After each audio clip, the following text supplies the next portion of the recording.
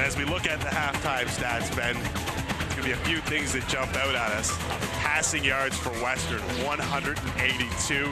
Chris Hessel, a rough start, going 3 for 9, but settling down, especially in that second quarter. You're right, and you know what? To see these numbers, 182 yards in passing, 48 yards of rushing is something different from Western. But nonetheless, I'm sure Chris Hessel is happy with his halftime numbers compared to his quarter numbers.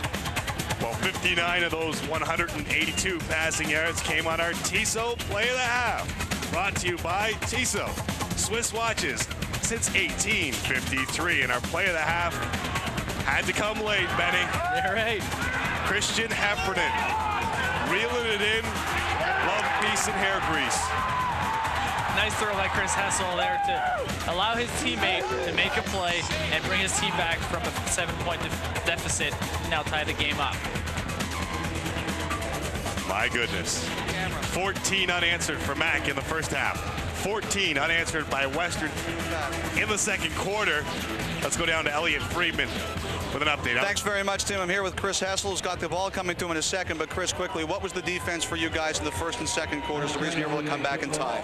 Sorry, I didn't get that last one. What was the reason you were able to come back and tie? What was the difference? I think I'd say mostly our offensive line. You know, they started to pick up the blitz a lot better than they did in the first quarter. I took a couple hits in the first quarter, so and you know, Heffernan made a great play on that. You know, it was one great play that tied the game up. So. You know, it's a whole team effort, I guess you could say. All right, Chris, thank you very much. Let's go to the second half to kickoff. Tim?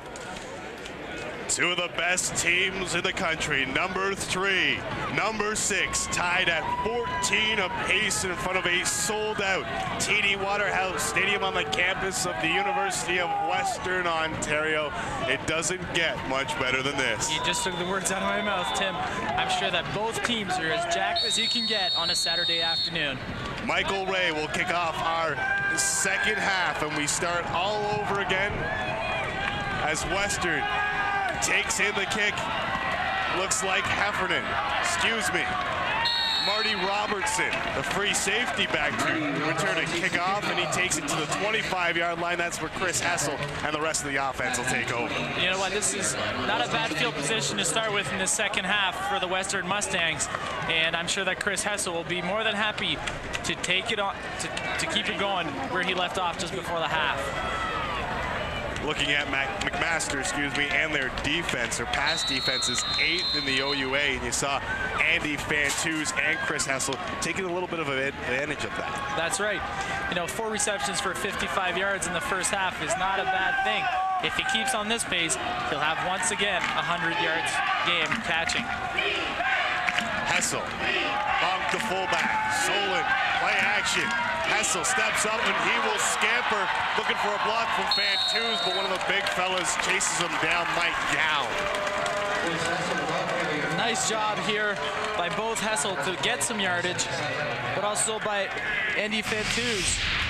Here's the fake here in the backfield by Hessel, and then he just sees a big opening, takes off. Mike Gow coming back, number 77 for Mac, trying to make a play. Here's Fantuz trying to looking for the ball, puts his hands up, and just tries to turn around and make a block for his buddy Chris Hessel. First down, Western on the scramble by Hessel. Solon, the ball carrier, he is hit very hard as he crosses the 43, and it's Ray Mariuz laying a lick. Big hit by Big Ray coming in the hole, filling it. This is probably one of the biggest pops you'll see in this league. 2 big men coming at it right in the hole. Head to head. You see it from the field level. Boom. 2 helmets going head to head. Loving it. This is what football's all about. 228 in his 4th year from Mississauga, Ontario is Marius, and we'll see if that will rally the Master defense, who has been a little susceptible of late. We have a quick hitch that goes to Greg Ross. Ross up for first down yardage. Here's the split end screen that they call here at Western, where it's a quick throw to the outside receiver. Here's Hessel, not even taking the laces on that one, dumping it off to Greg Ross and letting him running around, the big man going downfield trying to make some plays. Mike Gow, defensive end on this play, coming back to make a hit on the wide out. Nice job. That's twice, that we've seen the big fella chase somebody down, but still first down yardage. Western moving the ball. 13-10 in a tie game at 14. Inside hand up. Mike Bog with some room to roam. The big fella down across the 30-yard line, still on his feet to the 25. Nice job by Mike Bunk to just keep running. He had both Josh Armstrong and Kwame Adu riding on his back, but he just kept going. That was a great job by the O-line. Here's we take a look. 52, boom, nice job on Mike Gow. He doesn't even know what just happened here. Mike Blanc just running downfield as Josh Armstrong, number 4, starts riding him for about 5 yards. We can see the seal down low on Marius, take him out of the play. 37-yard gain, and this time they faked the handoff that just gave him 37 yards and handed it to Guillaume Leroux. That's right. Here's that thing that we talked about earlier with the motion in the backfield, and you just handed it off to the fullback. Now you try to switch things around and keep those linebackers in check. Here we are. You have Leroux coming in from the left side, just heading to the right. 67 and 52, both Jeff Saint-Denis and Mitch Gasconi to try to make a block downfield. And Gasconi couldn't quite get the same block he got for Mike Blanc, but still positive yardage. Second down, 7 to go. Hessel in the shotgun. Hessel looking to the end zone, looking for Fantuz. Touchdown, Mustangs. Andy Fantuz hauls it in for his 3rd touchdown of the season. Nice play by both Hessel and Andy Fantuz. Nice route to the outside. Keeps his DB, Kwame Adu, away from him and allows his quarterback, Chris Hessel, that we see right here dropping back, dropping the ball in the bucket on the outside shoulder. No one can make a play on that, especially when you have a big outside receiver such as Andy. Nice job. He certainly was open, and it was a great decision by Hessel to go to him. So Fantuz, his 3rd touchdown reception of the season and of his CIS career. Nick Smazik up and good. 21-14. Western with 21 answered. We're back with more after these. 21 unanswered points for the University of Western Mustangs. First quarter, they started slowly, then they really turned it on. Talk about momentum in the game of football. Let's go down to Elliot Freeman standing by with the touchdown maker. Andy Fantuz was just with me. He had to go for a coach's meeting, Tim. We'll grab him in a couple seconds. All right, Elliot, no problem there.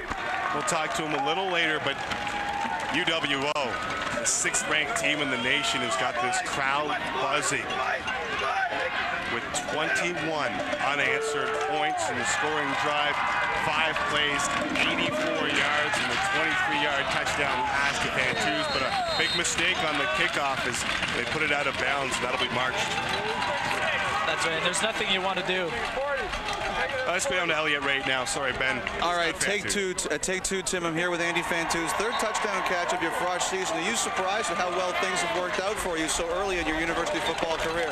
Yeah, it's great. I mean, coaches gave me a chance. O-line's just doing their job, and Hessel's just throwing perfect balls. Running backs just making room for the pass by running good, and it's just great. When you were down 14-0, was there any thought that this game was over? Oh no, that hit us before we even knew what happened. We're back into it now, and it's going to be a different game now. All right, thank you very much, Andy. Let's send it back upstairs to Tim. Thanks, Elliot. The combination of CIS's passing leader to the CIS's receiving leader, and there's a nice little play, scrape the tight end and throw back to him. That's right. This misdirection play here. You roll the quarterback to the right and allow the tight end, big 75 Sean Postma here, to release underneath the coverage and head completely in the opposite direction. Here he is, starting from the left side of your screen. You'll see him appear. There he is coming across. Misdirection. Brian Wetloff wasn't going to get picked on that. Behe back in at quarterback and scrambling, looking for the first down marker, and it looks as though he's got first down yardage for McMaster. Nice job by John here. And there's one thing that you always learn as a quarterback, especially in the Canadian system, that you need to give your team a couple of first downs every game with your legs. Here he is. Quick drop back. He sees there's a lot of pressure, doesn't feel comfortable, just goes to the outside. Nice job here, nice little move with his hips, trying to get that first down. And the awareness to get down once he had got that first down, not take the lick from the linebacker. So Behe under center.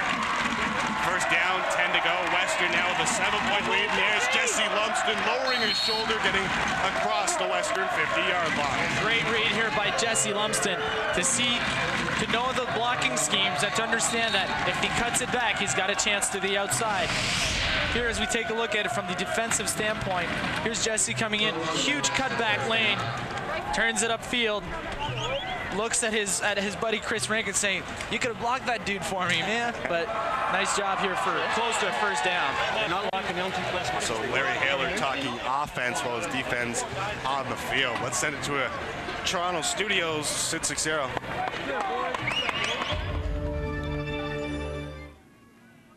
We will take you back out to the game in just a second, but first a golf update. Round 3 of the World Golf Championship happened today in Thomastown, Ireland. Canadian Mike Weir won this event. Last time out, he was 7 shots off the lead coming into today. Pick it up on 17 with Mike Weir, birdie up, and this will eventually fall.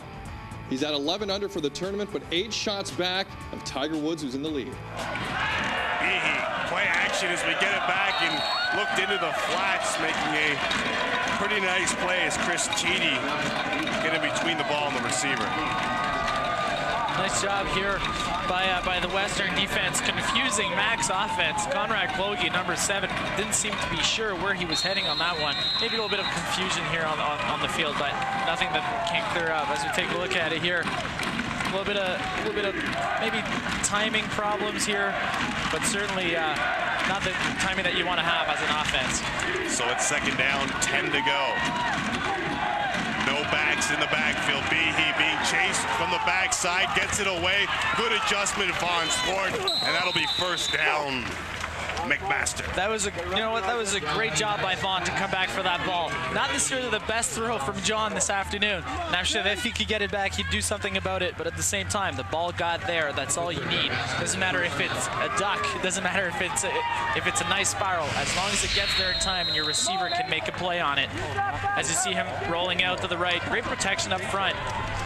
As we just talked about, not necessarily the best looking ball, but it got there and it gave Mac another first down. Well, we talked about Fantuz's ability to adjust to the ball, and obviously we saw Swart's ability as well. Lumsden looking to get outside again. He's broken a tackle. Lumsden across the 25 and down to the 21-yard line. There's the speed of Jesse Lumsden to the outside. He took the ball, saw a great opportunity, just pushed himself, hesitates the handoff right here, and then he lights it up. Turns it upfield, looks for more yardage. Brian Talk coming in for probably a touchdown-saving tackle. So the last 2 tackles of the Lumsden carry has been by a DB. You don't like to see that as a defensive coordinator at Leicester. That's for sure. And you know what? 11 rushes for 74 yards are pretty good numbers for Jesse this afternoon as he takes the ball again. Lumsden looking to bounce outside, and he's down to the 11-yard line, close to first down yardage. And you know what? Those running plays are only able to be played like that when an offensive line can make some holes for them. And the big boys up front, Fabio Felice, Willard, especially now to the right side, if you look at Dave Ford and Matt O'Meara, making plays, allowing Jesse to run the ball upfield. So Jesse seems to be getting the bulk of the carries now as Behe steps in at quarterback. That's right, and due to Kojo Edu's injury, Kyle Peer has had to take some reps as a fullback this week. And you know, in this last couple of plays, you saw Kyle Peer acting almost as a lead block for Jesse, more so than a ball carrier, but you got to use the athletes where you can. So it'll be second down and inches as we saw the measurement. For the McMaster Marauders looking to answer. There's a lot of character being shown by McMaster and their freshman quarterback, John Behe, who steps in here. and orchestrates the drive that has brought them down to the 11-yard line. That's right. Not an easy place to come into TD Waterhouse with 10,000 people cheering against you, but It's a quarterback sneak. He'll just lean into his offensive line, and I'm sure we'll see those sticks come out again unless our referee has a definitive idea as to whether or not he got those inches. looking at it from here, it looks like a first down. First down it is. You see the referee make that sign, so Behe just follows his big fellas and gets the first down. That's all you need when you have a few inches to get to. You know, with that yard off in the Canadian system, again, it allows you to get that first down pretty easily. First down. Can't quite tell if it's goal to go, but Behe under center, looking to pass, looking for Kyle Pierre, adjusts to the ball, breaks off one tackle, and they're marking it at the 1-yard line. I was waiting for that official to come in with the sign. Hands extended, but instead he marks it at the 1-yard line. That's right. Great effort by Kyle Pierre to come back, grab the ball, keep his footing, turn around and head towards the line, towards the goal line. Here's Behe dropping back 3 steps, quick drop, nice delivery. Kyle Pierre beating Chris Tiede here, just aiming for that goal line. Unfortunately, just marked on the 1-inch line. Second down from that aforementioned 1-inch line. Behe hands it off, and it is touchdown. McMaster, Kyle Pierre, we talked about Lubsky getting some carries, and then all of a sudden we see Pierre touching the ball, and we've got a 21-20 game pending the extra point. That's right. We look at, if you remember, the first touchdown of the game, Kyle Pierre jumping over the line. Here you see it, all the big boys up front going in. Big Dave Ford, John Donnelly leading block here on the I guess the dive to the left here by the goal line. High snap gets down, and it is good. We're tied at 21. That's what they call a football game back in my area. That's right, and you know what? I'm getting excited standing up here. We're loving it. All right, so we've got a tie game at 21 between the number 3 team and 6 team in our nation. Don't go anywhere.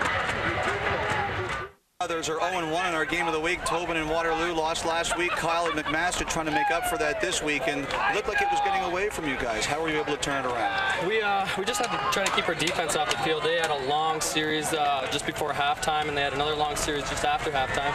We knew we had to drive it down, chew up some clock, let our D rest, and that's what we did. So we just got to keep working away at it. All right, Tim with the kickoff. Tim?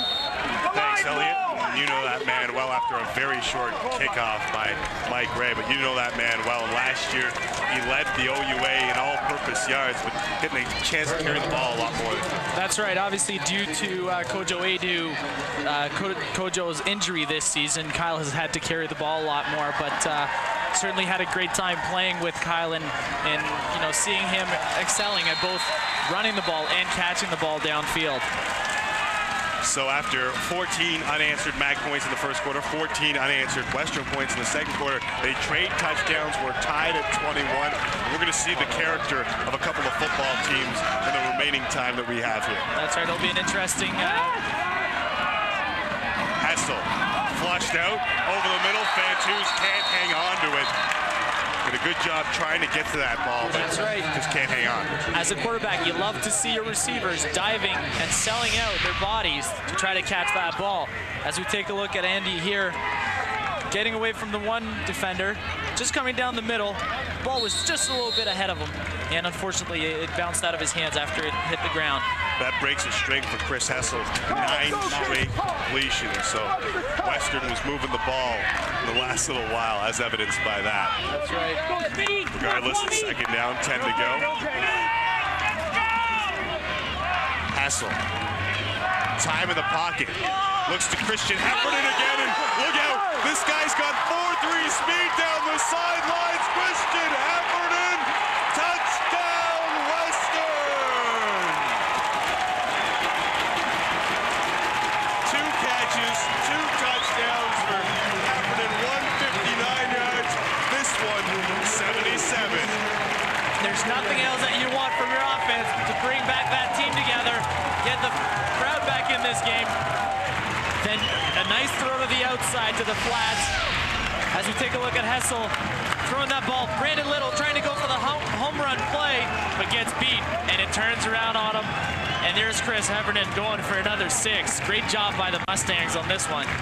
He held the London area record in the 200 meters in high school. I mentioned 4.3 speed. Once he gets some open room, see ya. There's not a whole lot you can do about that as a defense. Nick Smazik has given Western another 7-point lead. Back with more. Don't go anywhere.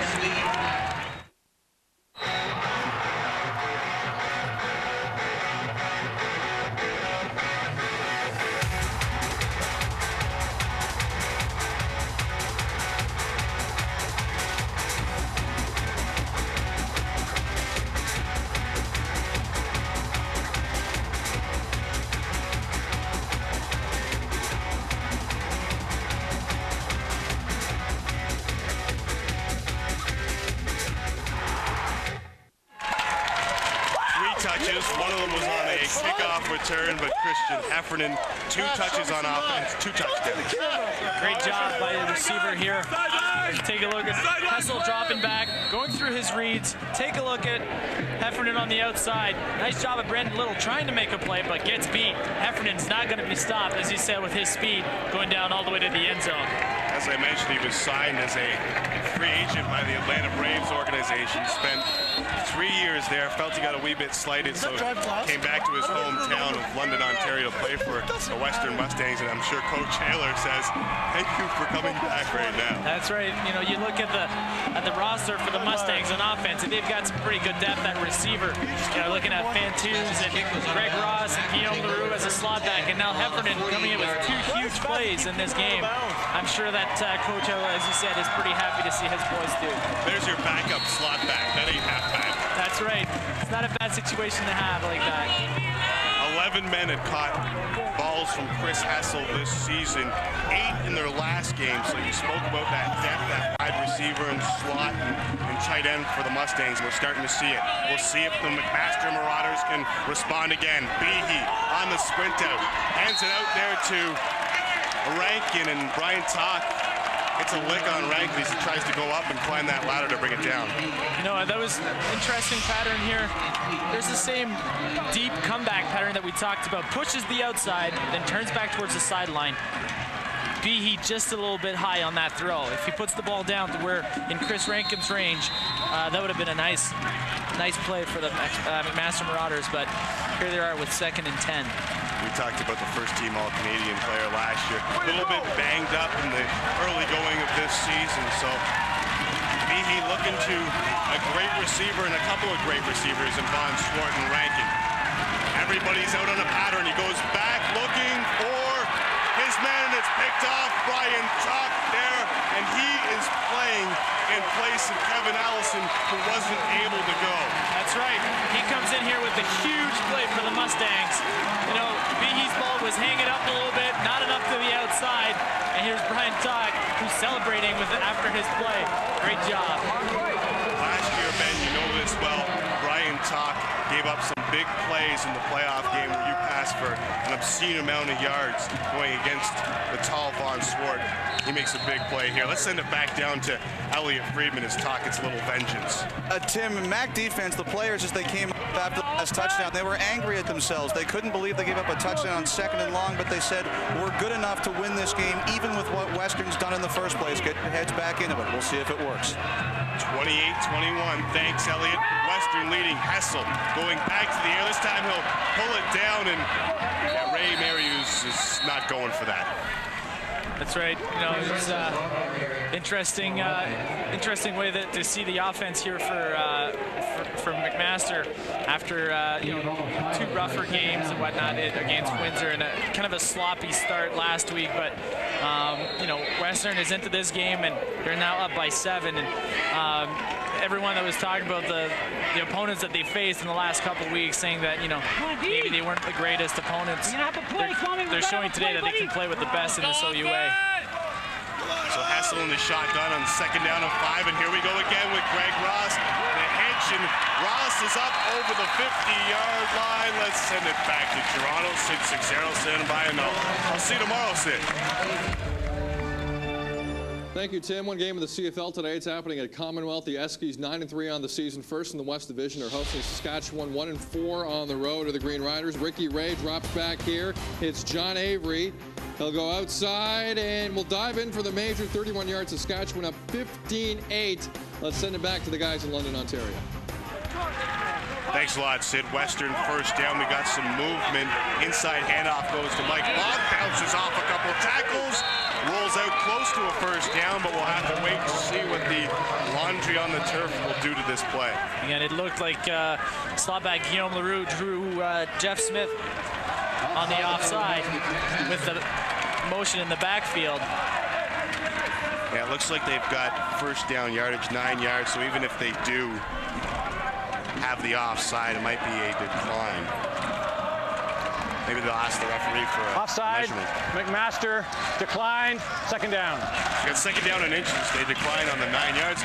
Rather curious, taking first and 5. Well, you know what? When you're into the other team's 50-yard line, you have a shot at 2nd and 1. You have a pretty good chance of making that first down, so you might as well take that and go on with it.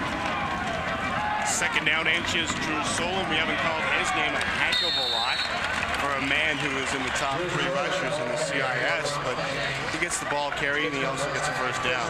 That's right, and now, you know, you can see the Western Mustangs starting to utilize all of their weapons. You know, they went to Fantuz a couple times. They went to Chris Heffernan. Now you see Mike Bonk and Drew Solon carrying the ball a little bit more in the second half. So look for Western to show the depth that they have and the nice balance that they have on their offense.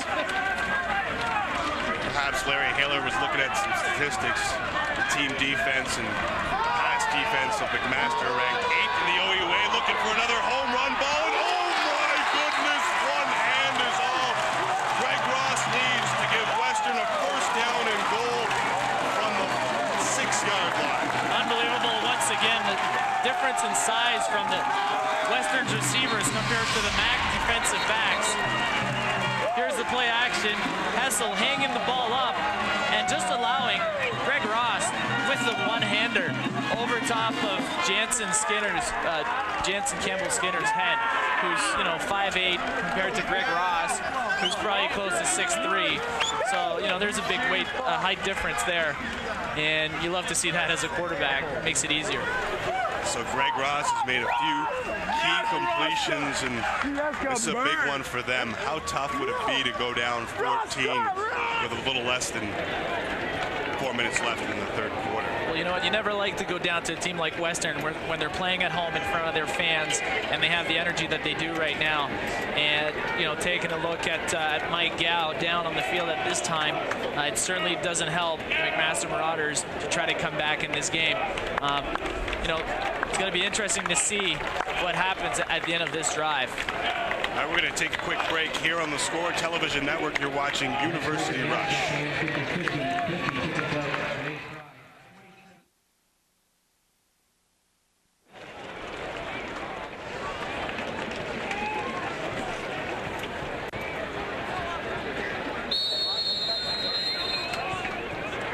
And welcome back.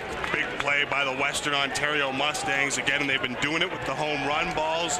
First down, goal to go from the 6-yard line, already up by 7. Play action, Hessel dumps it off, Mike Bonk drops the football. That was a great setup by Mike Bonk. He went to the outside as a normal fullback, acting like he was gonna pop the defensive end as a lead block, but he just sneaks right by them. And as you can see, Hessel tried to throw the ball over top. Mike Bonk had it right in his hands for a touchdown. Here he is to the right of your screen, 39. Here we go. We kind of lose him for a second, but he just sneaked in behind. He's wide open. There's no one around him. And he just looked at the end zone before he caught that ball, and he can think about it right here on the turf. He does have 10 career receptions, but I think sniffing that end zone lost his concentration. And we got a timeout, Western, so we'll take a break as well. Back with more after these.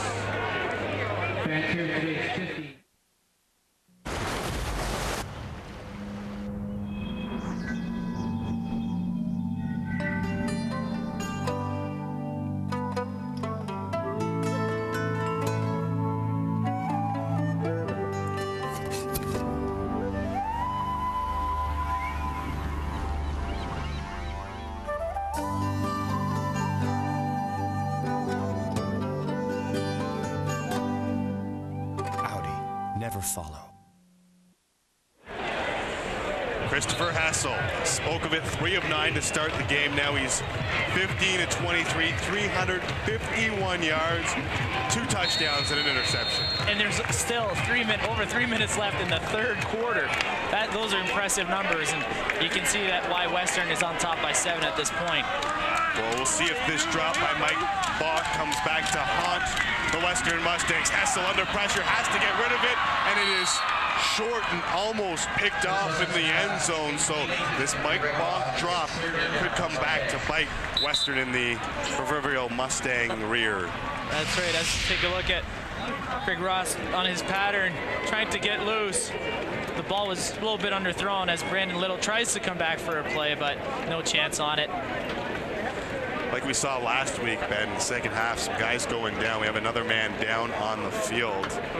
Looks like Guillaume Leroux out of Vieux-Montréal, Cégep in Quebec. There's a team Did I say that right? That's right. Cégep du Vieux-Montréal, and there's a team that's produced a lot of great athletes in the OUA and in the CIS. One of them actually a Western grad, Alexis Saint-Chagrin, who now plays with the Toronto Argonauts. He is certainly missed in the defensive backfield with the Mustangs this year, but you know, you look at the Robertsons and Brian Talk and Aiken, you know, there's plenty of guys ready to play, and you know what, there's some pretty decent players that are ready to step into this Mustangs uniform and who've waited their turn for a while. All right, this has been a fantastic game thus far, so let's have a look at the sounds of the game.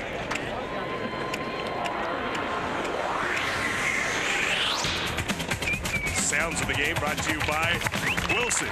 Wilson, the official ball of the OUA.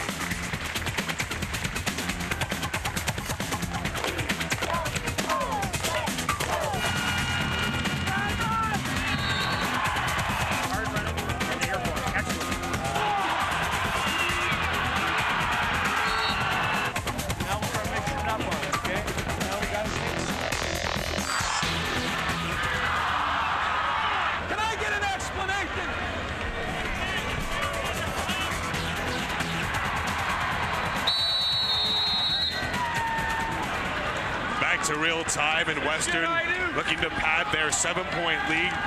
Nick Spasic from a short distance, and it is good. So Western has a 10-point lead with 2:56 remaining in the third quarter. You got what you paid for. It's free. Time now for the Pizza Pizza fan cam, and our fan of the game brought to you by Pizza Pizza, Ontario's #1 pizza. And yes, if you paint your entire body purple and wear a hat, you're probably getting on TV. Not a boy, but he's one of 10,500 here at the TD Waterhouse Stadium as Kyle Peer breaks a couple of tackles across the Western 50. So as the Western crowd lulled a little bit, Kyle Peer, positive yards, and here come the Marauders back again. He did a great job turning the corner here. He had some help from the left guard coming around. As we see big Andy Zaremba coming in, running over Chris Tiede, and Kyle turning upfield for yardage. Andy Zaremba, the brother of the quarterback Mike Zaremba. However, it is John Behe in at quarterback. Father also a long-time coach. Football, it's on the ground, and Western seems to think they have it. We'll have to wait for a sign from the referees, but I'm guaranteeing there's some tugging going on underneath that pile. It's always interesting to see what happens under a pile like that when the ball's on the ground, and a little bit of a mix-up in the backfield between Behe and Lumsden. I'll tell you what, I'm ashamed to admit this and somewhat proud of it, but I used to poke eyes under those piles. So you're that guy. You're that guy that I never liked. I see. And some things never change. So McMaster recovered the football, but they need some first downs and they need some scores in a hurry. They need it big. Right now, the first down is key. If they can get a first down here, get into Western's territory before turning around and getting the field, the wind at their back, this would be a great opportunity here for Mac to get back in this game. Great point about the wind, and Western's tried to take advantage of it when they've been playing with it. Behe No one in the backfield. The throwback pass to the tight end. That's Sean Postma again. Can he get a block? No. Great job by the DB to stay at home and make a tackle. There's a nice setup by Mac. And a great catch by Sean Postma, the tight end, on the screen. But Chris Teedy, number 23 from Western, stays with his man. Here's John Behe dropping back, rolling to his right, dumps the ball back to the left, and here's Postma coming in. And Chris Teedy, much smaller than Postma, only at 5'9", about 195, but putting a good stick on a big man to stop them from getting to that first down marker. So it is third down, and Mike Ray will come in to punt the ball to Western. Ray looks like he's angling for the sidelines, but it's close to a no yards, no flag on the play, and Leach takes it up to about the 28-yard line. James Leach on the return for Western. Jeff Robertson on the tackle. Nice job here by Western to hang on to that ball, move it upfield, and having a starting position at the 30-yard line. All right, we have one more update from Sid Seixeiro. Let's go back to our score studio. Sid. We will take you back out to the game in just a second, but first a golf update. Round 3 of the World Golf Championship concluded today at Thomastown, Ireland. Tiger Woods, on the strength of back-to-back 7-unders, held the lead after 2 rounds. And round number 3, he continued to roll. Those Nike irons working well. Here, Tiger on 18. The approach is beautiful. Shot a 5-under today. He's 19 under for the tournament, and that gives him a very comfy 5-shot advantage. Greg Ross on the reception. He'll set up second down and short. Elliot, you've got an update from the Western sidelines? Yes, Tim. Guillaume Leroux, who was injured on the last Western offensive series, won't be rejoining his offensive teammates today. He hurt his right knee. He is done for the day, and they're also working on Jesse Lumsden's neck on the McMaster's sideline. They've been doing that for about the last 15 minutes, even before he fumbled on the last possession. Drew Solon on the carry. Thanks a lot, Elliot Friedman, for that update from two key components of both teams, Guillaume Leroux and Jesse Lumsden. You're right. If Mac wants to get back into this game, they are going to need Jesse Lumsden back in it. And as we take a look at Drew Solon here, who just disappeared in that whole line right there for a first down. So great job by the Mustangs to keep their drive alive. So back in comes Heffernan. I think that some guys will be having an eye out, but you can't lose sight of that guy. That's Andy right. Fantouz as well. So Heffernan out of the backfield, and they look to Solon on the screen. Solon's got some room. Marius is kicked out, and he's across midfield. Another first down, Western. Great setup and execution here by the Mustangs. Nice little screen pass to the left side of the offensive alignment. Hessel drops back. You'll see him taking on the rush. The O-line lets their guys go back. Here is Drew Solon making plays, physically running the slalom in between the MAC defenders. Going through pylons. It's 31-21. End of 3 quarters in Western. Don't go anywhere. Stadium next week. We were in the city of Hamilton, Ontario, and it's homecoming at McMaster, so hopefully we'll have just as big a crowd there as we have here. Quick screen, wide receiver this time, a little hitch pattern. That's caught in positive yardage for Leach. That's right. Positive yardage here for the Western Mustangs. It's something that MAC doesn't want. They certainly want to stay away from allowing the Western Mustangs to keep coming downfield and continuing their drive. They need to stop them and stop them now. Force them into punting right about now. Chris Hessel having a fine day indeed. 17-26, 373 yards, 2 touchdowns. With the 1 pickup, Hessel will hand the ball off. Solon swarmed that he could be short of the first down. This is what you needed here from the MAC defense. You saw a little bit of pressure coming from both linebackers, Marius and Botterill. And depending on the spot, it may be a 3rd down. And it is a 3rd down. We'll see what kind of moxie Coach Haler has here. Here you see 44-55. Marius and Botterill going in on a blitz. Just enough, getting just enough of Solon to stop him from getting that first down. Big play here, 3rd down. About a yard to go for the Western Mustangs, leading by 10. Mac needs a stick. They've got about 12 men in the box, and they've got Hessel stuffed. I don't think he got it. It'll be interesting to see where they spot that one.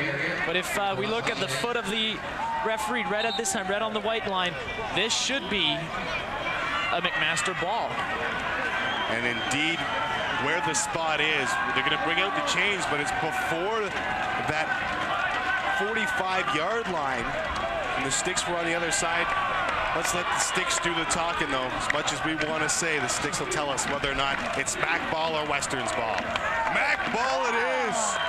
Big-time defensive stand by the Marauders. We just talked about it. This is what they needed. This is huge from the McMaster defense, and hopefully it will give energy to the offense here and let Behe do something with the ball and bring back that team back in that game. It is Behe who returns at quarterback, but let's look at the surge of the defensive line. Huge stop by both 99 and 40, both Colin Shanahan and Nick Binder to come in and try to stop Hessel from getting that first down.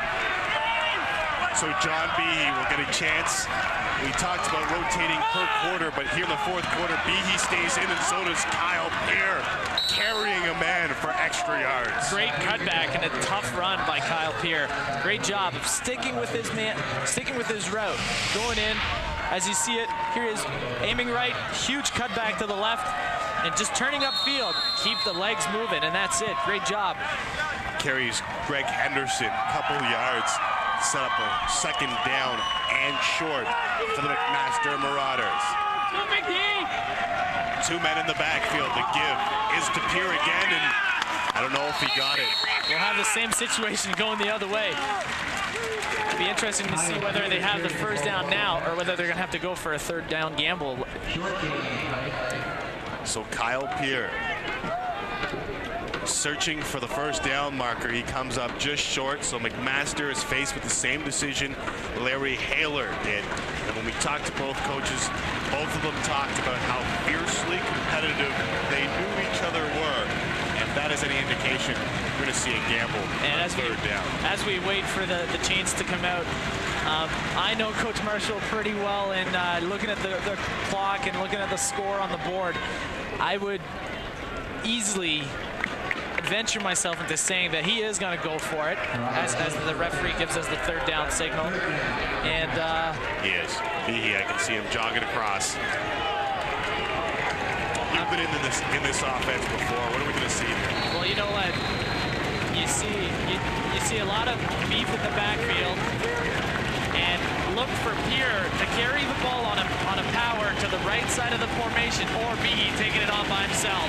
And it is a sneak by Behe. He pushes forward and takes all of those 180 pounds and pushes forward. First down, Mac. They need to grab the momentum, and that might just do it. That's it. Great job here by the offensive line to get that key first down. John, smart play, ducking down into the pile, right down as low as you can get. You only need 6 inches on this one, and he did a great job of following his big man in Dave Ford and John Paul Straselli. The big fellas don't get a lot of credit, but you saw them do their job right there. Pitch out goes to Peer. Finds a cutback lane and another first down yardage. McMaster, they're starting to march. That was a great job. That was a textbook blocking by the O-line and textbook running by Kyle Peer. He set it up by stretching it out to the outside and then turning upfield. Great job. As we take a look at it right here, fullback Morgan Thomas, 32, aiming to the outside. Both him and Sean Postma double teaming on the corner. Kyle Peer, great move here on number 36, Chris McElroy, to go for a first down. 14-yard run by Kyle Peer. He's rushed for 74 and a pair of touchdowns, and he'll take the carry again. And we talked about the workhorse, and he drops a football. Western has recovered. A big-time turnaround right there as they were marching the ball, but they come out with a strip. Huge play by Craig Henderson here on Western's defense to come in. As we take a look at Kyle Peer going through the line. Here's 32 Craig Henderson coming in, just ripping that ball right out, jumping on top of it to give Western back the ball. You just see him looking for that football once he's got him wrapped, and then the yank. That's right. Once the ball is on the ground, it's anybody's ball. And we've got a wee bit of a problem on the field. And to me, that's relatively amusing. To Kyle here, he's not so amused at all. Well, the Western faithful showing their true colors. All class. Oh boy, I could have done without that. The funny thing is that they're climbing the fence now as Drew Solon takes the carry. I wouldn't want to get caught on the fence wearing that outfit. Looks like we've got Furtado on the ground again. Yeah, once again, knowing that his neck was bothering him earlier, you never like to see a guy down. All right, we're going to take a quick break after we've been streaked. Back with more on the University Rush.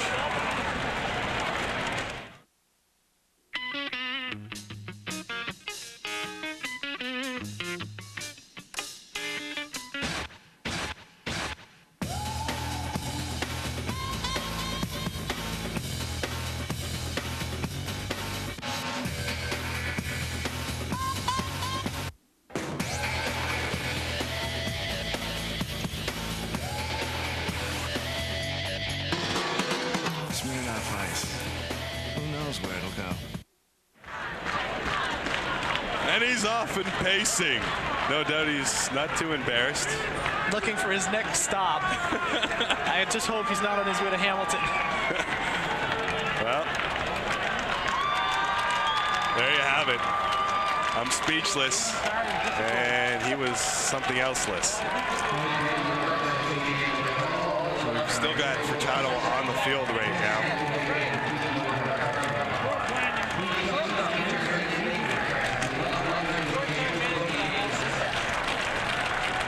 Furtado's rolling over. Yeah. Manny Furtado rolling over. Time now for our Pioneer Petroleum's Athlete of the Week. Pioneer Petroleum's are a proud sponsor of the OUA and OUA Athletes of the Week program. This week's female athlete of the week. Actually, the male athlete of the week is Mike Palmer of the University of Guelph, and we'll see him a little later on in the season, while the female athlete of the week is Ava Haveris of the University of Western Ontario football program, their soccer program, scored 2 goals in both a 4-1 win and a 5-1 win. Both will receive a $30 gift certificate from Pioneer Petroleum's, redeemable at any of their 160 locations across Ontario. Pioneer Petroleum's, driven to save you more.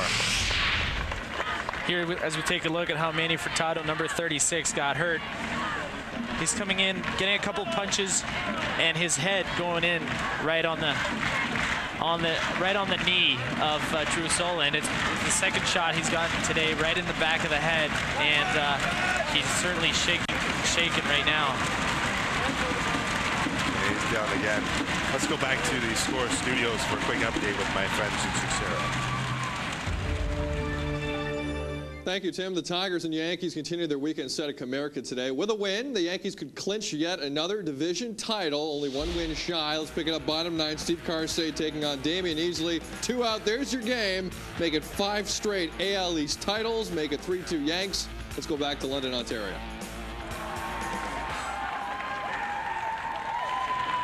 Myself and Sid will host our weekend edition tomorrow, Sunday. All of our NFL coverage. It's a fine show. You should tune in. 3 p.m. to 6 p.m. Eastern Time. Take care of all the NFL action that you need. So Manny Furtado just making his way to the sidelines right now. He's played a valiant game for the Marauders. Let's go down to Elliot Friedman. Elliot? We've been talking a lot this week about the relationship between the 2 coaches, Greg Marshall and Larry Haler. They used to coach together. That is J.P. Cercelli. He's from London. His father is a high school football coach here. Always wanted to go to Western, but when Greg Marshall left, he came here. And that just gives you an idea. The 2 men were very close for a long time.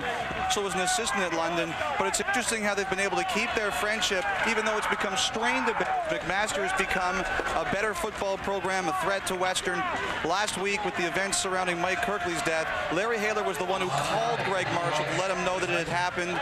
It just goes to show that while you might be on opposites on the football field, if there is a bond there before, it will stay, no matter whether recruiting or anything else tries to come in the middle of it. Thanks, Elliot. You spoke of recruiting, and another guy that Coach Marshall thought he had stolen from the Western Mustangs was Andy Fantuz. That's right. Last minute, Andy decided to go back and finish his grade 13 and decided to come to Western instead. Sure that. Oh, Kwame Agnew has picked it off. This is a massive play by the Marauders. He read that like a book. He certainly did. And you know what? Look at the defense. If you look at everyone on the Western sidelines, you can tell they're all confused with just what happened. But Kwame Agnew read that, as you said, like anything else, and he just jumped that ball so quickly right in front of Fantuz and just went in for a touchdown. And you can see Kwame's been picked on a couple times. Fantuz caught a pass, but retribution for now is his. That's right. It could have been maybe a misread here between the defensive front that McMaster was showing on this one. Hessel got a little bit confused, and maybe Heffernan, who was supposed to go in and block for his buddy, forgot. So a little bit of confusion on the Western side, and it cost him 6. We have a 3-point game. My goodness gracious. You can't go anywhere. Two of the best teams in the nation on one of the best networks in the nation. Good drive, good play. Chris Hessel had completed 15 of his last 18 passes, but the last one picked off, and all of a sudden we've got ourselves a 3-point football game as Drew Solin takes in the kick at his own goal line. He gets it up to the 20 with flags on the play. And there is the man of the hour right now. His battle with Andy Fantuz has been well documented. We mentioned it. And here's a look at Kwame Agnew and Andy Fantuz. That's right. Fantuz got one on him earlier. Kwame gets back at him on this one. Fantuz with the punch on him again. And here he is on the last play. Kwame stepping up right in front of him. There's a little bit of difference in experience from Kwame compared to Andrew Fantuz, who's only in first year. 3 years from now, we might be talking a little bit things a little bit differently. Big penalty for Western on the kickoff. They're backed up inside their own 10 now. So once again, we've got that momentum shifting. And talking with Coach Haler this week, he mentioned that a few times. And you know what? Football is a game of momentum. And the longer you have it, usually the better off you are. And here, Max seems to have it for a little bit. So we'll see how Chris Hessel responds to closing this gap to a 3-point football game with just under 10 minutes remaining in the fourth quarter. Inside handoff goes to Mike Bonk, and he is stuffed. And well, that Mac just took one big play, and they seem to be big-time pumped on defense. That's right. Inside trap here by the Western Mustangs, but you know the Mac linebackers got juked on it earlier, but they weren't going to let him go on this one. Lost his bucket, in fact, on the play. Good pops by Ray Marios and Mike Otterl on this one. So that'll set up, second down and long for the Western Mustangs, clinging to a 31-28 lead with under 9.5 minutes left, and the 6th-ranked team in the nation on homecoming at their own stadium. Chris Hessel called the timeout. We're going to have to take a break while they do. Back with more on University Rush. You're not even thinking of going anywhere. Once again, the big-time crowd here at TD Waterhouse Stadium is quieting a wee bit. It's a big play by Kwame Agnew had a lot to do with that. That's right. Kwame coming in with a big pick. The last drive for the Western Mustangs kind of hurt the momentum a bit for the Stangs, but interesting to see with the second and long situation in the deep in their end, see what they're going to do with the ball. Hessel on second down and long, drops back to pass, looking deep, and it's just underthrown. He was looking for Jay Leroy on the post. That was close. Kwame Agnew with a nice play here. He was coming back on his horse trying to get back into this one. I think that Leroy had him beat. But the ball was a little bit underthrown, and Kwame with almost an interference call on this one. But hey, they get away with it. It's third down, and once again, the Stangs are punting. Well, that wind may play a factor. It's now blowing into the face of the Western Mustangs, and all their scoring has come from when they've had the wind on their side.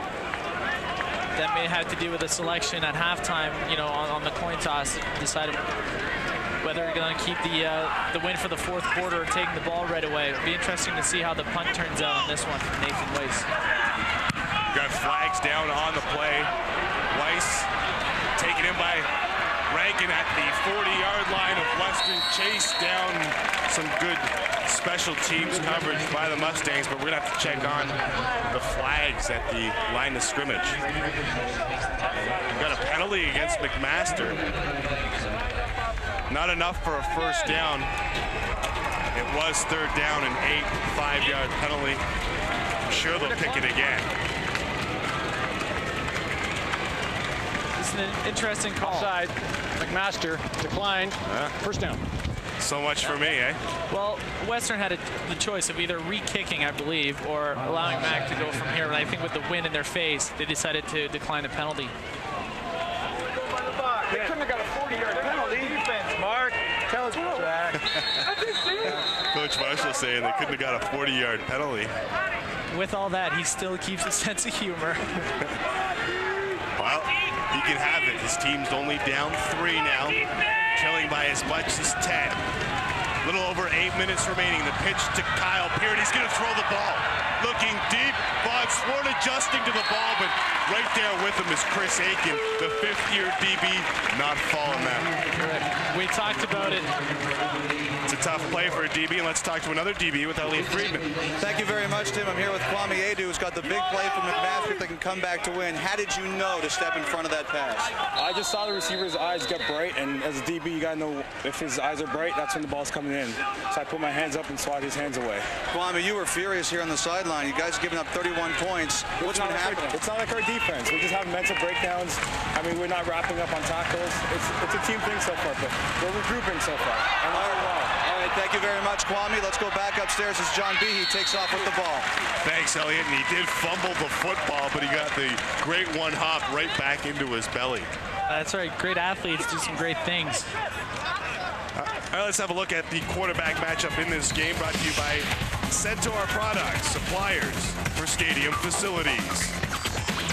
And the quarterbacks have played a large part of this game, especially Chris Hessel, who's tossed for 381 yards, but he's also been picked twice. That's right. And that second interception certainly hurt the Mustangs. But 66 yards on Max Smart will probably not be enough to keep in the game. Mike Ray for a chance to tie it. And he's got it. This, my friends, is a football game. 7:22 remaining in the fourth quarter. The number 3 ranked team in our nation, the number 6 ranked team in our nation, tied at 31 in front of a sellout crowd of over 10,000. Well, you know what? This kick right here just kept about 9,999 fans in their seats for the last 5 minutes left of this game, or 7 minutes left. This is going to be an unbelievable ending to this great football game that we've had all afternoon. So the Western Mustangs, instead of receiving the kickoff, which they've had a tough time getting it past their 20, as we've mentioned, just going to put the ball in the hands of their offense, and they have the opportunity to do that, taking it at the 35-yard line. That's right, especially with the wind that Mike Ray could have used on this kickoff here. Smart decision by the Mustangs. Hessel, little dump pass to Solon, blown up. That is Mike Botterill blowing it up, and the defense is starting to stand. That's right. You know what? The energy that they needed came in with Kwame Adu's pick, with a good stand here, pushing the Mustangs to punt. And here's Botterill, number 55, right down the middle of your screen, coming in, reading, simply shuffling out, reading, following man-to-man, number 30. Here he is on the big hit. If Coach Sardo, the defensive coordinator with the Master Marauders, saw this tape, he'd be really happy with his middle linebacker. Hessel this time in the shotgun, and the center doesn't snap the ball. I'd say that's procedure on the offense. Well, you gotta hope so. You gotta hope so. Coach Halen doesn't seem too impressed at this moment. I don't think he found that as amusing as I did. Hey, Chris! So obviously the center forgot the snap count. Well, you know what? Once again, that crowd comes into play, and as much as it's a home crowd for the Mustangs, you know, sometimes the crowd doesn't cheer at the right times. It may have thrown off the centers on this one. Lock it down, Ken. So now it's second down and long. sprint out, looking deep for Fantuz, and Fantuz goes up. A great adjustment for the football. First down, Western across the 35-yard line. And we talked about him, Andy Fantuz coming up with a 47-yard reception. Talk about a big play guy. Right here as Chris Hessel rolls to his right, throws the ball up. And this is the double team coverage by both Brandon Little and Kwame Edu, but they can't beat it because Andrew Fantuz is so much bigger than them. Great hops, great job. And when you talk about body control to go up for that ball, great job by Andrew Fantuz to go and reach for it. This ain't a bad football game. 6 receptions, 125 yards, and a touchdown, and a massive play right there. Hessel. Plenty of time in the pocket. Ties over the middle. Fantuz again, this time to the 21-yard line of the McMaster Marauders. That's right. It's a double team coverage that the MAC defense put in this week specifically for Fantuz. And he still is able to beat it. Here he is, one-on-one with Edu, passes him off to Ray. Mariu's trying to stay with him. Fantuz just trying to make some hole for himself. There's nothing a zone defense can do about that. He just found a soft spot in that defense, waited for the ball. So Western now driving, and got a big smile on my face. This is a football game, folks, if you like the offensive style, but maybe not. Ray Marius, let's go back to Toronto. Quick update, Sid Sixero. Take it away, buddy. Thanks, Tim. Let's do some football south of the border. Number 12th ranked Notre Dame Fighting Irish taking on Michigan State today. Notre Dame 3-0 this season under new head coach Tyrone Willingham. Going to make it 4-0. Check out this play. Carlisle Holiday, the end around to Arnaz Battle. He gets away from a would-be tackler, hits Holiday with the option. Huge play. That would set up the first score, making it 7-0 Irish. Is now 7-3 in the second. All right, thanks a lot, Sid. And stuff there after some momentum. This is some very interesting football right now. Second down and long. Hessel back to pass. The blitz comes, gets it away, looking for Fantuz again. Adjusting to the football, and that battle continues. Fantuz, another touchdown catch, and Western leads by 6.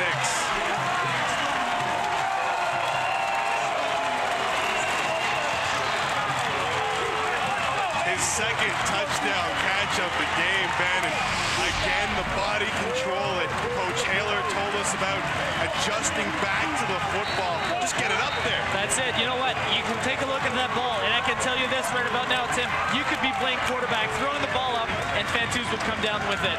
Chris Hessel did a great job of setting up, but the ball wasn't a great one. He just allowed his teammate to go up for it and beat his man one-on-one, his man Kwame Edu, who's unfortunately not able to do anything about that. The extra point is blocked, and that could be big with all this offense going on right now. 37-31. The 10,500 Western faithful on their feet. Second touchdown, capping a 5-play, 75-yard drive and adjusting to the ball. Once again, just out-jumping Kwame Edu.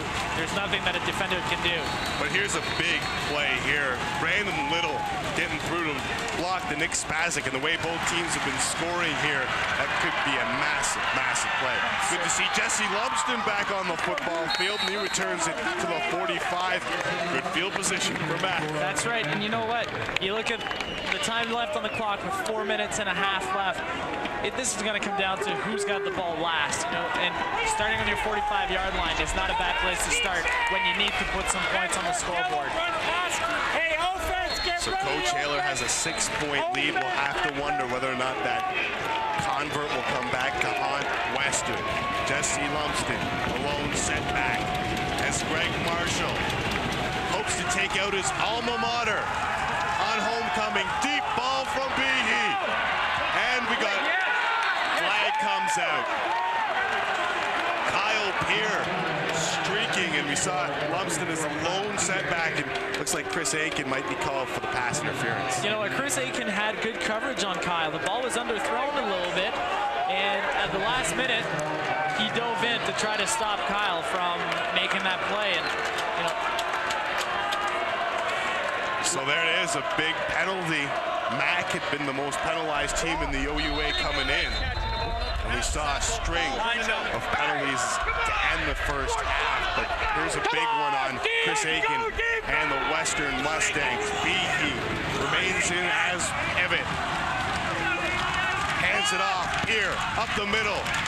He's got some room in a 9-yard gain.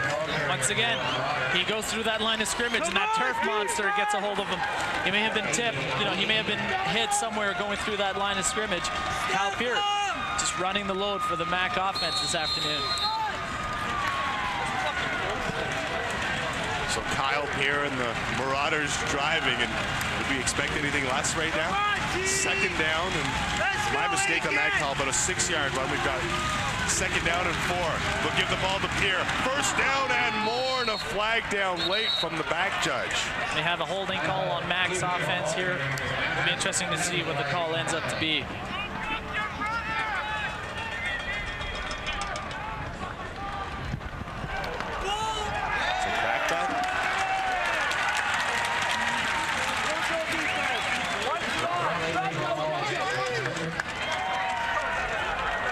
So we've got a penalty on McMaster. They'll march back.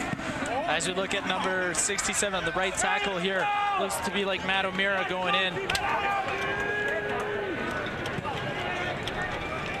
We can't really see it on the.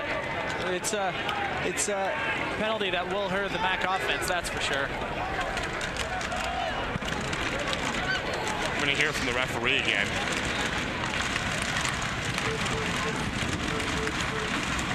Second down. Unnecessary roughness. That's a personal foul. 15 yards back go the Marauders. It's going to be second down. It looks like 22. It's going to be 17. You can be sure that Coach Marshall will be asking for a number and an explanation on that. It's one thing you don't want to do with close to 3 minutes left in the game, going backwards. Big play is an understatement as the Western crowd gets on its feet. Second and 17. Behe stepping up in the pocket, letting it go, and he is picked off. Brian Talk again with his second interception of the day. We might have a celebration call as flags come out late. That was a great play by the Western defense. I think John Behe just tried to zing that ball in just a little too hard, and it just kind of flew out of his hand over top of the Vaughn Sword, his receiver on this one. Here's Behe standing tall in the pocket, but just tries to put too much on the ball, and it just flies right over Vaughn Sword. That's a taunting. He held the football out at the McMaster bench. He's going for Rankin there. Oh, sorry about that. 26-88. It got me earlier. Happens to the best of us, Benny. So Behe throws the interception, and now Mac will have to rely on their defense to get a big stick with 2 minutes, 52 seconds remaining in the fourth quarter. Western in front of 10,500 of some of the loudest fans that I've seen at a CIS game, trying to hang on to a 6-point lead. Hessel, 2 backs. Heffernan in at the slot. They're going to throw under pressure, sets up the screen well. Heffernan gets a block, and he is shoved out of bounds. Flag on the play, but we might have. It looked like maybe a face mask call on Fantuz when he, on Heffernan when he stiff-armed Kwame Adu. It'll be interesting to see what the referees decide to call. But that was a great crackback block. Calling it on Adu. Wow. Face mask, we'll see if that's of the 15-yard variety. Face mask. McMaster, first down. He's a nice little dump-off pass to Heffernan. Great block by Fantuz to come back. And yeah, you saw it. There was a hand to the face mask by Kesrick Wainwright. And it's a 15-yard penalty that brings Western to their 52.5-yard line. Hessel with the big fella. Bonk. And Solon in the backfield.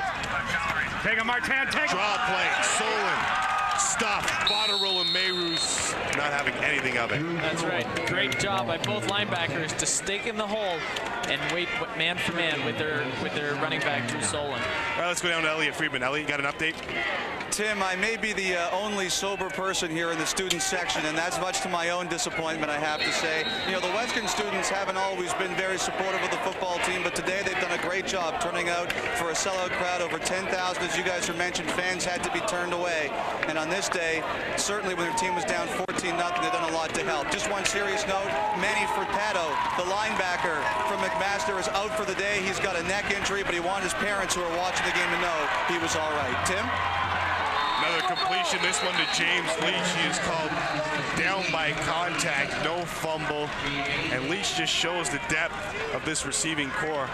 Kid's got 4.4 speed, and we've only seen him a couple of times in this game. However, it will be short of the first down. And out comes the punting unit for Western. So with 1:53 remaining in the fourth quarter, Mac will get the ball back despite that man, Chris Hessel, throwing for 485 yards. Last year against Western, you threw for 460 yards. Well, Hessel's matching you, buddy. That's right. It'll be interesting to see how Behe reacts to that whole situation, having to come back with only a minute 30 remaining in the game. Weiss will let it go. Rankin, the lone man back. He takes it at his own 21. Across the 25 to the 27. Good job by the Mustangs special teams. Here we go. It's a 6-point game, 37-31. 1:25 left on the clock. A couple of top 10 teams, Ben. What does John Behe and the rest of the Marauders have to do? Well, you know what? This is pretty simple. You have to get downfield without panicking. All you have to do is move the chains up. All you got to do is get 10 yards at a time. I believe McMaster still has both timeouts left to go, and this is important for Coach Marshall and the rest of the more experienced players around Behe to help him keep his composure. Back to passes, Behe. Complete. Von Schwartz stuck, bounces off his tackler, and he looked like he was tripped up there, but it's a first down. Let's go back to Sid 60 for a quick update. Looks like it's going to be a great finish. Quick reminder, I'm going to have an update after the football game. We have a trade in the NHL to tell you about. Tiger Woods is at it again overseas and one game in the CFL. That and more coming up after the game. Let's head back to London, Ontario. Timber, take it away. Talked about moving the chains, and that's exactly what McMaster does in their first play. Behe over the middle, diving catch, and another first down. McMaster with 1:04 left on the clock. Now that's the same play that Mac ran earlier, where Behe threw that ball over top of Rankin. Now this time you could be assured that he was going to throw it over top, right? The ball right on the rope, and Rankin sold out to make sure he would grab that ball. First down, 10 to go. Running play, it's Lumsden. Short side, Lumsden's got room inside the 35-yard line. And will we expect anything else from this football game? And 51 seconds left on the clock with Western up by 6. This is unbelievable. And what's unfortunate at this point is that we have a man down, and Conrad Kwoki is down. Probably something that happened on the block, on his block here. But look at Jesse Lumsden running out to the outside, going upfield, trying to dive forward for a first down, which he did get, but Conrad Kwoki down, and you know there's not much depth to slot back from McMaster. That was a pretty confident play by Coach Marshall, going to the short side on a sweep with Jesse Lumsden. And we're looking at handing off the football, but this is a baptism by fire for John Behe. You know what? I don't think that there are too many quarterbacks that can come into their first year and take charge of the offense the way that Behe has done, today. This is a tough stadium to come into, and I've been here in the past, and I've had one of my worst games here at TD Waterhouse, so I can tell you that it's not an easy stadium to play in. And we can hear them rise up. The sprint out. Has to switch, gets it down, and Von Swart, no catch as the referee. We might have to have another look at this one. This was a close call. Von Swart coming back, diving for the ball, but maybe a little bit of a sloppy one from Behe. But here he is rolling out to his left. He's got time, setting up his feet. Then again, almost trying to get too much on that ball, but you can see it came loose. Good call by the referee. Second down, 10 to go, 34.6 left on the clock. And they're handing the ball off to Jesse Lumsden. First down yardage and more for Lumsden inside the 20-yard line to the 16. And my goodness, with 27 seconds left on the clock, McMaster's called a timeout, down 6. My goodness gracious. Does that show confidence in your O-line, though, when you allow your team to run the ball with 30 seconds left in the game? It's 2nd and 10. You have to make this first down. They hand the ball off to Jesse Lumsden. Great job by a second-year player to get down, make a big first down for his team late in the game.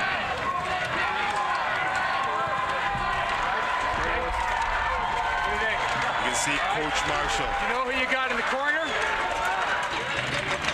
You can also see the Western Mustangs all side by side holding hands. You think this is a big football game? This is as big as it gets. At this point in the season, both teams undefeated. It's an unbelievable setup that you have with 30 seconds left. If Mac can get the ball in, this could be the end of it. Who says university football is not alive in this country? 27 seconds left. Ball on the 16. Behe, quick slant. Bond Sport. Reception inside the 10-yard line. And this is setting up to be a fantastic finish. Now, second down with 23 seconds left. Now, this is a good setup that you have here. Here's Behe dropping back, throwing. This is threading the needle. This is ballsy at this stage. Behe under center, hands the ball off. Lumsden forward inside the 5-yard line. He'll have a first down with 12.3 seconds left, and we talked about it having the ball last. We also talked about the convert. This is an unbelievable finish. You know what? This was probably the best setup that Mac could have. They were far enough from the goal line that they could get a first down. Now they've got 12 seconds. They've got 3 downs to take a shot at the end zone. There's 3 yards to go. They have 3 plays to put it in. This is a pretty nice setup to have. If you're on the McMaster side, that is. I guess I just assumed that. So Behe went to the sidelines to talk to his coach. In his first year in front of a sold-out stadium, he has marched his Marauders downfield at Western. 3 versus 6, and it comes down to this on the Score Television Network. First down, goal to go from the 4-yard line, and the crowd's on its feet. Behe out wide open, touchdown, McMaster Marauders with 8 seconds to go. Kyle Peer, the wily veteran, does it, heading the extra point. We're tied at 37. We talked about him earlier as a running back, and here he is on one of the last plays of the game, catching the touchdown pass to put the Marauders back at 36. Do you call a timeout if you're Western? No. Mike Ray rushes out for the extra point. And this will win it. It's up, and it's good. Mike Ray. Perfect on converts this year, and McMaster, you can't say enough about what they did on hostile territory to come back and win this football game. We talked about momentum a few times during the afternoon, and as you see some of the Western fans walking away from this one, it's unfortunate for the Stanks to have a homecoming result into this, but you know what? It's been back and forth all afternoon. You can't ask anything better than that, and you know what? This is a great football game that we just saw today. There's 8.8 seconds still left on the clock, and Kyle Peer and his McMaster Marauders celebrating, but let's not forget that the Western Mustangs had some big plays to get them back into this football game. Don't write them off with 8 seconds left. You're right. Chris Heffernan coming in with a couple. Andrew Fantuz with a couple of big catches. You know what? You never know. Football is never over. When it's within 1 point like this, you could have a big return for a touchdown. You just never know. But you can be certain that the covering team on the McMaster sideline is being told just that right about now. This means nothing until the last whistle blows. I'll tell you what, Ben. This is as good as the CIS gets.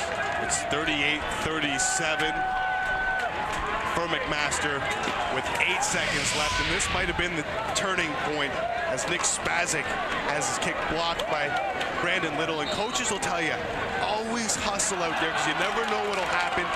And that small thing, convert, turned out to be the difference in this football game. That's right, and often you see a defense who just got scored on kind of quit on the convert. Brandon Little came in and he didn't quit. He made a play for his team, and this very well could be what put McMaster on top today. And it's interesting that it's Brandon Little who got burnt by Heffernan, and he comes back in something that seems like such a small thing at the time. Could be the thing that turns this around. We'll be talking about this one for a long time, I'll tell you that.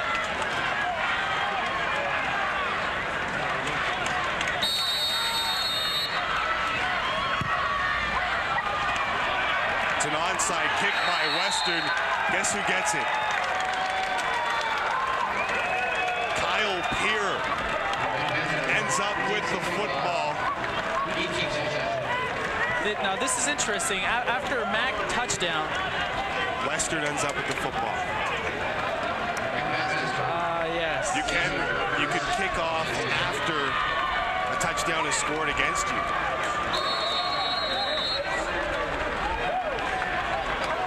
A scored on team can either kick or receive. And There's something I just learned today. Western decided to kick the ball off, go for an onside kick, as opposed to trying to return one for a touchdown, or at least into field position. So the Western Mustangs decided to kick the ball, try and recover the onside kick, and then perhaps punt through for a single to tie the game. Regardless, Kyle Peer recovers it. That tells you, I've been around football for a while now, and this is the first time that I see a situation like this. And there is the football game, ladies and gentlemen.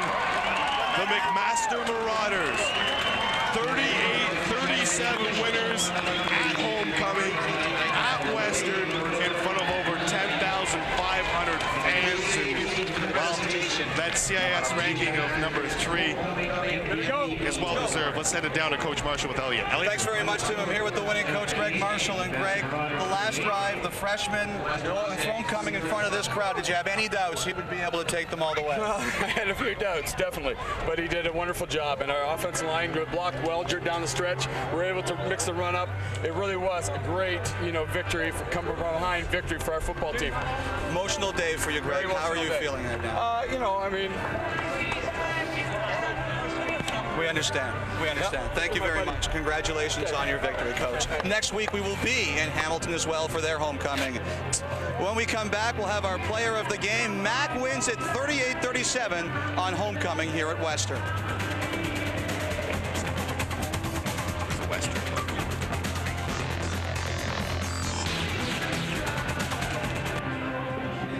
The Western book. Thanks, Scott.